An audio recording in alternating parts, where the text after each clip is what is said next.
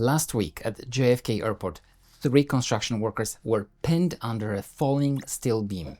2 went to the hospital, 1 barely escaped serious injury. Accidents like that aren't just bad luck. They happen because someone didn't do their job right. I've represented injured workers across New York for years. If you ever stood under a hoist, guided a load, or trusted that crane operator, you know how fast things can go wrong. What most workers don't realize is this: when a beam falls, the law is already on your side. In New York, the owner and general contractor must make sure proper safety devices are in place. Hoists, chokers, clamps, braces, taglines, all of it.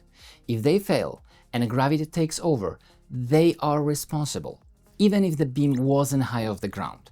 That's because of a case my law firm won years ago, case of Velinsky. The Court of Appeals in this case agreed that what matters isn't how far the beam falls, it's the force it creates when it hits a worker. That ruling changed construction law in the state. Now, here is what happens next after an accident like this. Workers' compensation covers your medical bills and part of your wages, but it doesn't cover everything. There is also a separate claim against the companies that control the work, the owner, the GC, or another subcontractor. That's where you recover full damages: pain and suffering, future medical care, lost earnings. Behind every project, there is a web of insurance policies, and part of my job is figuring out which one must pay you.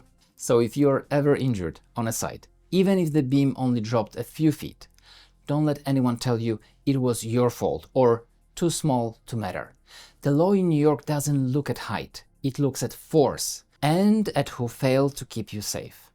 Your safety isn't optional, it's the law. I'm Sławomir Plata. I've spent my career fighting for New York construction workers. Learn your rights before an accident happens. And if something goes wrong, make sure the people in charge are held accountable.